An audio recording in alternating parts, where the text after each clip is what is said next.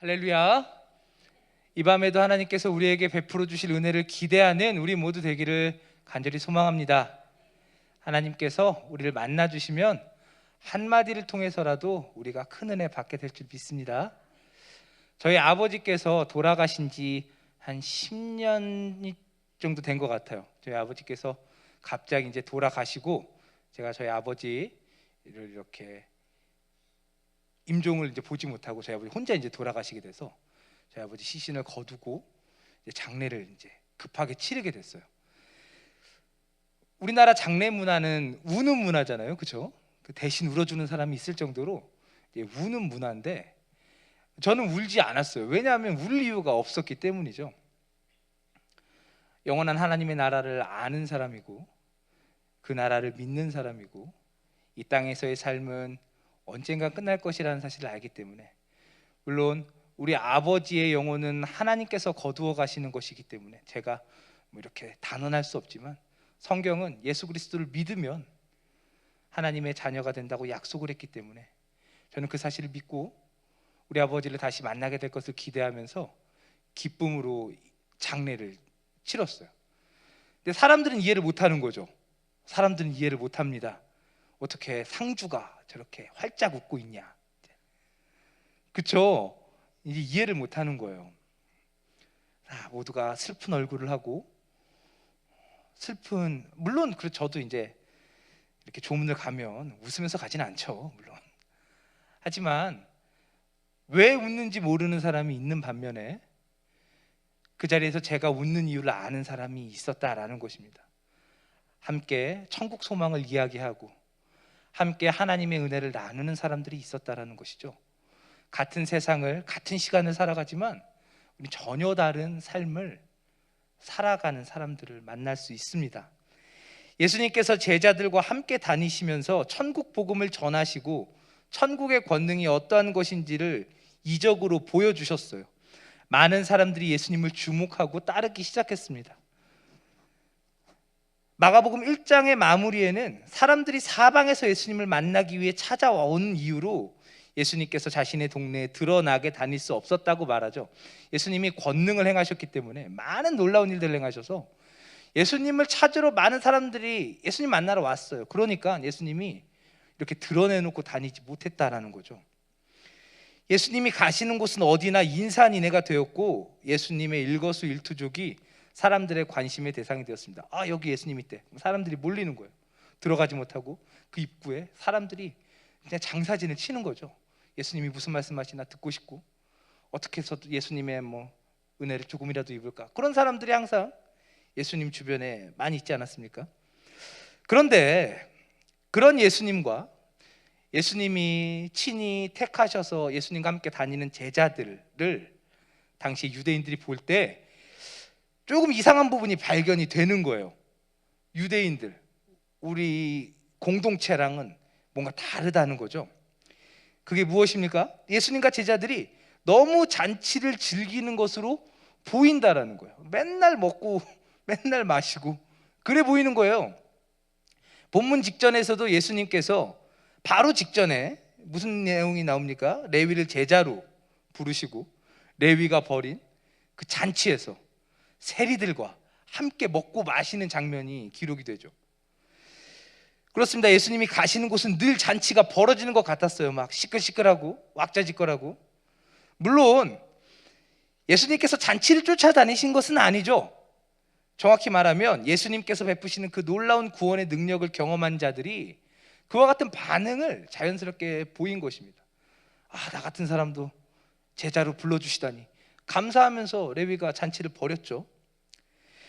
당시의 유대인들은 하나님에게 잘 보이기 위해서, 솔직히 예수님의 비판을 그대로 이야기하면 사람들에게 자신의 경건함을 드러내기 위해서 율법 준수에 힘을 썼습니다.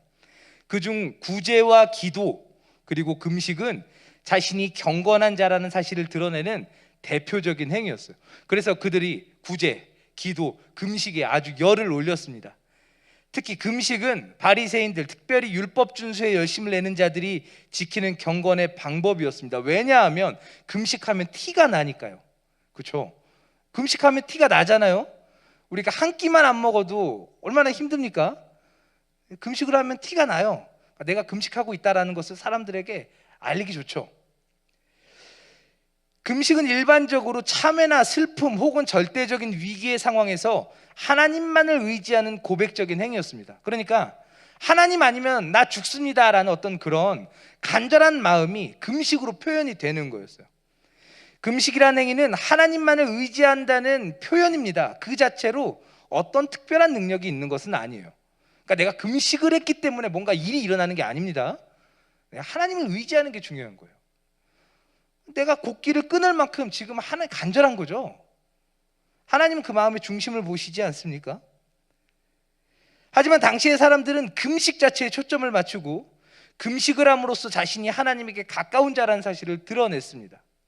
사실 율법은 그 율법을 지켜야 하는 하나님의 백성들에게 그 많은 금식을 요구하지 않았어요. 율법 자체를 보면요, 1년에 한 번 대속죄일에 자신의 죄에 안타까워하며 금식하라고 이야기하죠. 그 금식의 날입니다. 1년에 하루예요. 하지만 예수님 시대의 바리새인들, 유대인들은요, 많게는 일주일에 2번씩 금식을 했습니다.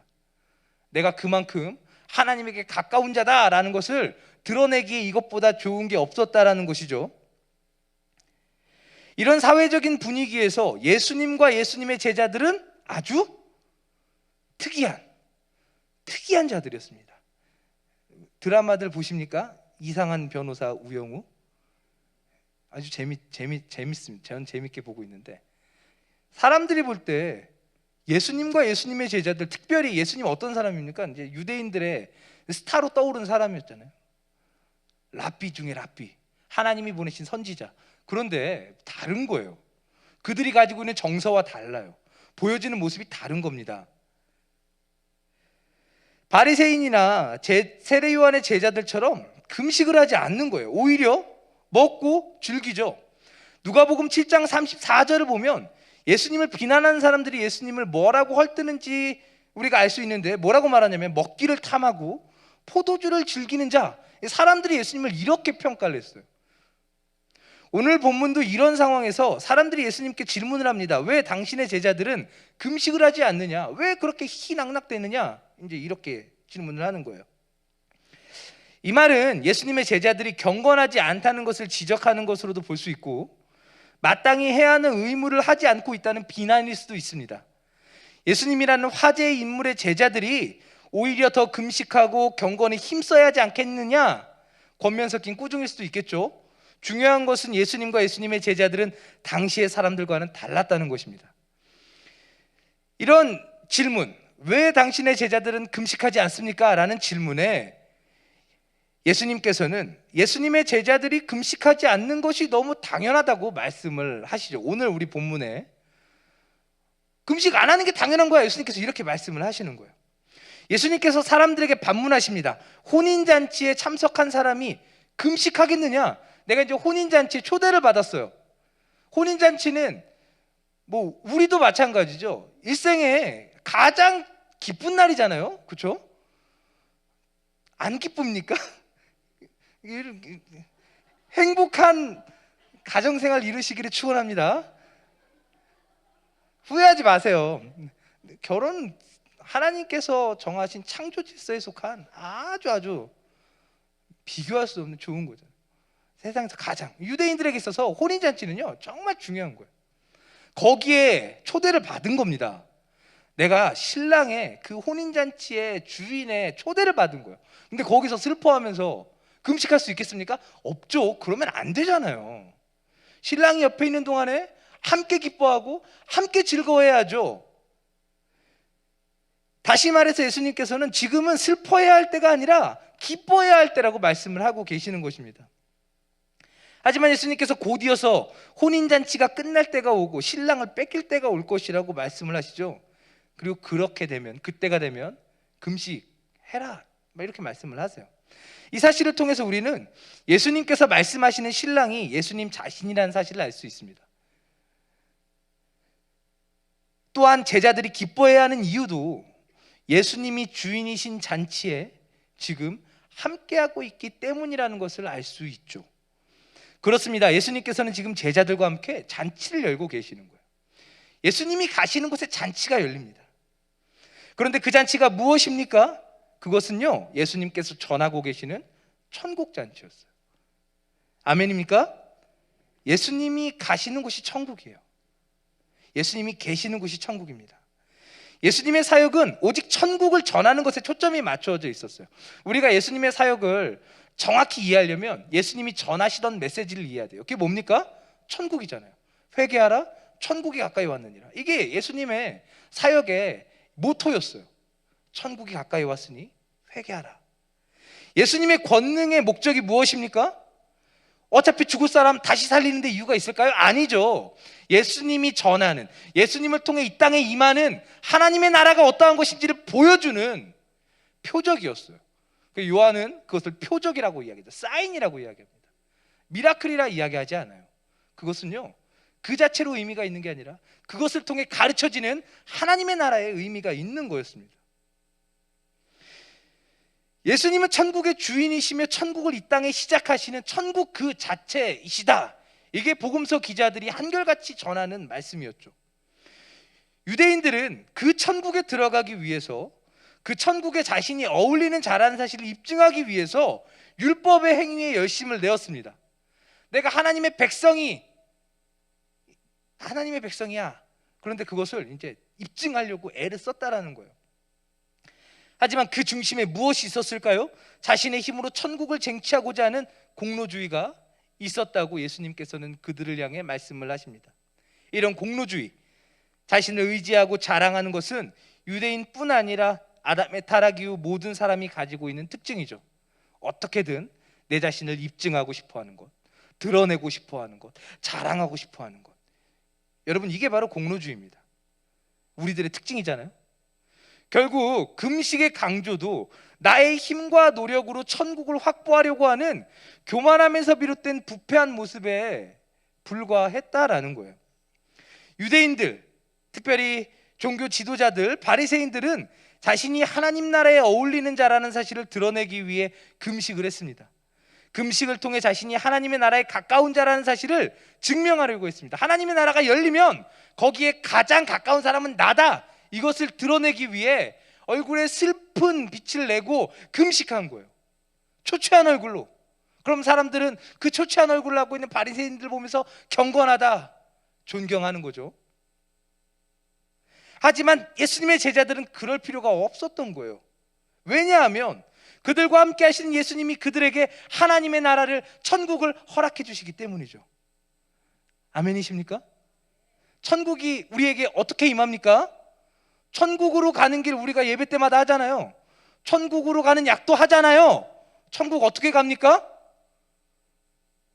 예수님을 통해서만 갈 수 있는 거예요. 그러니 제자들은 금식을 할 것이 아니라 그 나라를 누려야 하는 거죠. 기뻐해야 하는 겁니다. 즐거워해야 하는 거예요. 예수님과 함께 하나님의 나라가 시작되었습니다.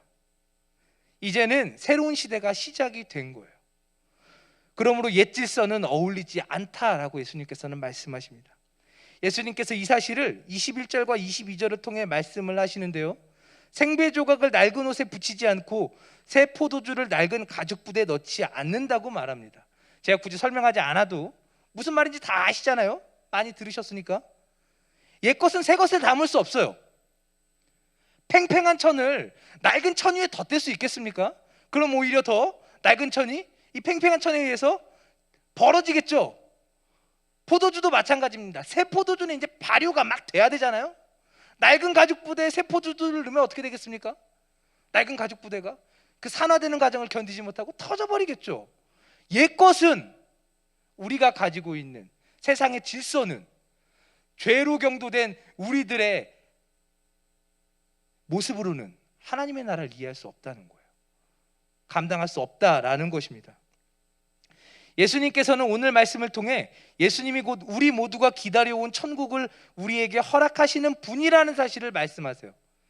그렇게 기다린 천국이 어떻게 임하느냐? 예수님을 통해 임한다. 아주 단순한 말씀을 우리들에게 허락하시죠. 그리고 예수님 자신이 새로운 시대의 시작이며 새로운 질서를 시작하시는 분이라고 우리들에게 말씀하고 계십니다. 이 사실을 통해 우리는요, 몇 가지를 주목했으면 합니다. 첫 번째는 하나님 나라는 세상의 관점으로 이해할 수 없다라는 거죠. 중생하지 않은 이성을 가지고 우리가 이제까지 가지고 있던 세상의 질서를 가지고는 하나님의 나라를 결코 이해할 수 없다. 오늘 말씀을 통해 우리는 이 사실을 깨달아야 합니다. 오늘 우리가 신앙생활을 하며 겪게 되는 가장 큰 어려움 중 하나가 여기에 있다고 저는 봐요. 하나님의 나라를 우리가 살아왔던 세상의 질서 안에서 이해하려고 하는 것, 여기에서 우리의 오해가 비롯되고 하나님 나라를 누리지 못하는 문제가 발생하는 것이죠. 마태복음 20장에 기록된 포도원 주인 비유는 이러한 우리의 문제를 잘 지적합니다. 이렇게 말하니까 뭐지? 하실 텐데 우리 다 잘 아는 비유예요. 아침 9시부터 일한 품꾼, 오후 5시에 부름받아 1시간 일한 품꾼. 기억나시죠? 자, 이 품꾼을 부른 주인이 삭스를 어떻게 주었습니까? 똑같이 주었죠. 한 데나리온 똑같이 주었습니다. 자, 그런데 아침 9시부터 일한 품꾼은 주인을 향해 불의한 자라고 성토하며 원망하죠. 왜입니까? 나는 하루 종일 일했는데 1시간 일한 자와 똑같이 대한다고 말이에요. 하지만 그들에게 애초에 약속된 삭스는 무엇입니까? 한 데나리온이에요. 주인은 결코 불의하지 않아요. 주인은 공정하죠. 오히려 1시간밖에 일하지 않았지만 그 가정을 돌보아야 할 책임을 가지고 있는 그 안타까운 자들에게 은혜를 베푼 자비로운 주인이라고 우리가 이해해야 돼요. 9시부터 일한 사람한테 불공평하게 대한 게 아니라는 거예요. 하지만 사람들은 포도밭으로 불러 삭스를 약속한 주인의 은혜는 생각하지 않고 자신이 일한 것만을 생각하죠. 주인이 불러주지 않았으면 그 한 데나리온도 그들의 것이 될 수 없는 거예요. 하루 종일 일하지 못하고 꽁쳐야 되는 거예요. 준 만큼 받아야 한다고 생각하는 것입니다. 내가 한 만큼 받아야 한다고 생각을 하는 거예요. 하지만 성경은 이런 질서가 죄에 경도된 자기 중심성에서 비롯된 세상의 질서라고 단언합니다. 하나님의 통치 아래서 하나님께서 허락하시는 은혜에 만족하는 것이 아니라 내가 하나님이 되어 나의 힘으로 나의 세상을 이루려고 하는 죄악된 모습이 여기에 있다라는 것입니다. 자칭 경건한 유대인들은 자신의 힘으로 하나님에게 어울리는 자가 되고자 애썼죠. 구제도 하고 기도도 하고 금식도 했습니다. 한편으로 그것이 경건을 추구하는 모습으로 나타날지 모르지만 그들의 마음에는 하나님을 경외함이 아닌 자신을 드러내기를 원하는 마음만이 있었다는 것입니다. 그래서 그들은 늘 비교하고 비난하고 정죄했죠. 그러나 하나님의 나라는 그런 곳이 아니라고 예수님께서 우리들에게 말씀하십니다. 시작부터 하나님의 나라는 하나님의 은혜가 아니고서는 우리에게 허락될 수 없는 것임을 우리가 반드시 잊지 말아야 합니다. 우리가 집사, 장로, 목사, 권사 너무나 익숙하게 들으니까 그게 너무 당연하잖아요. 성도 임원일, 그러나 그것이 우리에게 얼마나 값진 것인지 잊지 말아야 한다는 것이죠. 100번 양보해서 우리가 정말 하나님께서 기뻐하실 만한 일을 많이 했다고 쳐도 하루에도 수백 번 죄를 범한 우리의 죄가 우리의 선행으로 상쇄가 되겠습니까? 우리는 죄를 어떻게 생각합니까? 살인이나 절도와 같이 하지 말라는 것을 하는 것으로 생각을 해요. 그러니까 금지된 것을 하는 것을 죄라고 생각을 하죠. 하지만 성경은 해야 할 것을 하지 않는 것도 죄라고 말합니다. 부모를 공경하는 것, 이웃을 사랑하는 것, 이것도 하나님의 명령이잖아요. 해야 할 것을 하지 않는 것도 죄라는 거예요. 또 우리는 어떻게 생각합니까? 죄는 겉으로 드러나야지만 죄라고 생각하죠. 하지만 성경은 뭐라고 말합니까? 죄는 그 마음에서 시작이 되는 것이라고 말해요.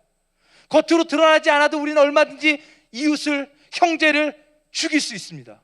그게 예수님께서 하신 말씀이잖아요. 결정적으로 성경은 하나님을 믿지 않는 것, 의지하지 않는 것, 인정하지 않는 것을 죄라고 말하는데, 이런 기준이라면 우리는 하루에 얼마나 많이 죄를 짓겠습니까? 우리는 하루에 얼마나 많은 죄를 짓습니까? 정말 천사 같은 사람이 있다고 쳐요. 그래서 하루에 딱 아침 한 번, 점심 한 번, 저녁 한 번, 3번만 죄를 짓는다고, 이런 기준에서 거의 불가능하겠죠. 그래도 있다고 한번 생각해 볼게요. 자, 그러면은 하루에 3번만 딱 죄를 졌어요. 1년이면 몇 번입니까? 몇 번이죠? 깎고 1000번, 그죠? 그냥 1000번이라고 해요. 우리 저기 밑에 자리는 빼고. 우리가 좀 물론 더 일찍 자신의 삶을 마감하는 사람도 있지만 일반적으로 요즘에 한 70, 80 산다고 생각을 하면 1년에 1000번이면 우리 평생의 죄를 몇 번 짓는다고 말할 수 있을까요? 7만 번? 8만 번의 죄를 짓는다고 할 수 있겠죠. 그 죄가 사라집니까? 우리는 그 죄를 가지고 하나님 앞에 서게 됩니다. 그 수많은 죄를 가지고 하나님 앞에 서게 되는데 한 줌 죄만도 못한 우리의 행실을 들이밀면서 우리가 잘했다고 하나님의 심판대 앞에서 의기양양할 수 있을까요? 우리가 주의 교회를 향해 헌신하고 열심을 내며 살아갑니다. 하나님께서 너무 기뻐하시고 하나님께서 정말 귀하게 여기세요. 하지만 그것들이 우리의 이 허다한 죄를 덮지 못해요. 그것은 그것이고 이것은 이것이죠. 이미 우리에게 허락된 성도의 삶이라는 것이 세상의 질서와 전혀 다른 것임을 우리는 기억해야 합니다. 그럼에도 불구하고 우리를 하나님의 자녀라 말하고 하나님의 나라를 소유한 자라고 하나님께서 말씀하시는 것이 얼마나 기가 막힌 일인지 생각할 수 있어야 한다는 거예요. 성도의 삶은 나의 가치가 인정받고 입증되는 삶이 아니라 나에게 허락된 하나님의 은혜만이 빛나는 삶이어야 한다는 것입니다. 거기서 내가 내세울 수 있는 것이 아무것도 없기 때문에 일주일에 몇 번 하는 금식으로 내가 추구하는 경건한 삶으로 나를 하나님의 백성이 되게 하시는 예수 그리스도의 공로에 조금이라도 보탤 수 없다는 사실을 우리는 인정해야 돼요. 일평생 단 하루도 빠지지 않고 새벽 기도에 나왔다고 해서 그게 하나님 앞에서 내 공로가 될 수 없다라는 겁니다. 그게 예수님의 그 아름다운 덕을 가릴 수 없다는 거예요. 혼인잔치에 초대받아 신랑을 축하해 주면서 오히려 자신을 더 자랑해서는 안 된다는 것입니다. 그러므로 우리가 오늘 함께 깨달아야 할 두 번째 사실은 하나님의 나라를 살아가는 사람은 자신에게 허락된 하나님의 나라로 인해 기뻐할 수밖에 없다라는 것이죠. 믿으십니까? 이해가 되십니까? 이 하나님의 나라가 마땅하지 않은 것임에도 나에게 허락되었다는 사실로 우리는 기뻐할 수밖에 없다라는 것입니다. 본문은 요한의 제자들과 바리새인들의 금식과 예수님과 함께하는 자들이 누리는 잔치를 대조하죠. 사람들은요 슬퍼하며 금식을 해야 한다고 말하지만 예수님과 함께하는 사람들은 어떤 자들입니까? 기뻐하는 자들입니다. 기뻐하는 자들입니다. 기뻐하고 계신가요? 이 피곤한 이 시간에 기뻐하라니 기뻐해야 돼요. 사랑하는 성도 여러분, 우리가 이 자리에 있는 것으로 기뻐해야 합니다. 우리가 우리의 결단, 우리의 노력, 많은 유혹을 헤치고 이 자리에 나왔지만 그럼에도 우리가 이 자리에 있다는 사실로 기뻐해야 함을 믿습니다. 오늘 우리가 함께 읽은 본문의 바로 전 단락이 죄인으로 취급받는 세리 레위를 제자로 부르시고 그와 함께 잔치를 벌이시는 예수님의 모습이라고 말씀드렸습니다. 제자들은 슬퍼할 이유가 없죠. 예수님을 따르는 자들은 슬퍼할 이유가 없는 거예요. 왜냐하면 하나님의 나라가 허락되어졌고 그 하나님의 돌보심이 함께하고 있기 때문입니다. 오늘 우리가 천국으로 기뻐해야 하는 것은 천국이야말로 우리 힘으로는 결코 얻을 수 없는 것이기 때문입니다. 정말 불가능한 가능성 같지만 내가 열심히 돈 벌어서 세상에서 제일 비싼 집을 살 수는 있어요. 불가능하지 않잖아요. 100만 분의 1이라도 가능성이 없는 건 아니에요. 하지만 하나님의 나라는 내 힘으로는 결코 얻을 수 없는 거예요. 방금 전에 우리가 함께 이야기했잖아요. 8만 번, 7만 번, 9만 번의 죄를 가지고 공정한 심판장 되시는 하나님 앞에 서게 될 때 우리가 어떻게 그 하나님 앞에 의롭다 인정받을 수 있겠습니까? 불가능한 일이죠. 그럼에도 하나님께서는 우리가 하나님의 사랑의 대상이라고 말하고 그럼에도 불구하고 하나님께서는 우리에게 자녀라 부르시며 하나님의 나라를 누리라고 말씀하고 계십니다. 예수님께서는 천국이 가까이 왔으니 회개하라고 말씀하셨어요. 하나님의 나라에 들어가기 위해서는 그 나라의 왕이신 하나님에게 어울리는 자가 되어야 합니다. 하나님에게 합당해야 그 나라에 살 수 있어요. 하지만 우리가 하나님에게 어울리지 않죠? 하나님에게 합당하지 않습니다. 우리는 하나님을 오히려 미워하고 대적하죠. 지금도 내 뜻대로 우리의 삶을 이끌어가지 않으시는 하나님을 원망하지 않습니까? 하나님은 죄를 용납하시지 않아요. 하나님은 공의로우신 분입니다. 결코 죄인을 죄인이 아니라고 하실 수 없는 분이 하나님이에요. 그러므로 우리가 돈이 아무리 많아도, 세상을 좌우하는 권력을 손에 쥐었다 해도 하나님의 나라에는 들어갈 수 없습니다. 하지만 그 나라의 왕이신 예수님께서 우리를 찾아오셔서 그 나라에 어울리는 자가 되도록 우리의 의로움이 되어주신다 말씀하십니다. 그가 내 앞에 딱 계신 거예요. 하나님은요, 나를 보고 네가 하나님의 나라에 어울린다라고 말하지 않고요, 내 앞에 계신 예수님을 바라보시면서 그 예수님 뒤에 서 있는 우리를 하나님의 나라에 합당한 자라고 말씀해 주시는 거예요. 이게 바로 구원입니다. 예수님께서 우리와 함께 있는 한 우리는 그 나라에 어울리는 자가 된 것입니다.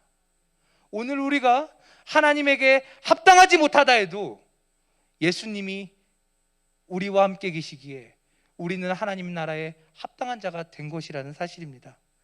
그래서 예수님께서는 우리에게 기뻐할 것을 명령하시는 거예요. 항상 기뻐하라고 명령하시는 것입니다.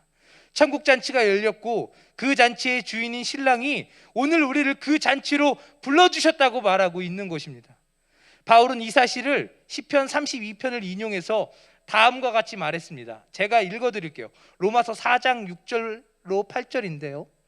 일한 것이 없이 하나님께 의로 여기심을 받는 사람의 복에 대하여 다윗이 말한 바, 불법이 사함을 받고 죄가 가리어짐을 받는 사람들은 복이 있고 주께서 그 죄를 인정하지 아니하실 사람은 복이 있도다 함과 같으니라. 무슨 말입니까? 내가 하나님 앞에 의롭다 인정받을 일을 아무것도 하지 않았지만 하나님께서는 우리를 의롭다라고 말한다는 거예요. 그게 복되다, 그게 복이다, 그렇게 말씀하시는 것이죠. 오늘 우리는 우리의 그 많은 죄가 사하여 줬다는 사실에 얼마나 감사하고 있습니까? 그래서 하나님께 의로운 자로 인정받아 하나님의 나라를 누리게 되었다는 사실에 얼마나 감격하고 있죠? 내가 천국 백성이 되었다는 사실이 오늘 우리를 기쁘게 만들고 있습니까? 얼마나 힘듭니까? 얼마나 힘든 시간들을 보내고 계십니까? 비도 정말 억수같이 내리고 살기가 너무너무 힘든 세상 살아가고 있죠. 그럼에도 하나님께서는 우리에게 기뻐하라고 말씀하십니다. 왜일까요? 그 하나님의 나라가 우리에게 허락되었기 때문이죠. 우리가 그리스도인이라는 사실 때문에 기뻐하고 있습니까? 그리스도인은 자신에게 허락된 은혜를 알고 그 은혜에 감사하는 자입니다. 그러나 여전히 하나님께 받은 것보다 내가 이루지 못한 것에, 내가 갖지 못한 것에 마음을 빼앗기고 기쁨을 누리기보다 슬퍼하고 좌절하죠. 이 시간 그리스도인은 늘 나를 그리스도인으로 부르신 주님 때문에 기뻐해야 한다는 사실을 깨닫는 은혜의 밤이 되기를 간절히 바랍니다.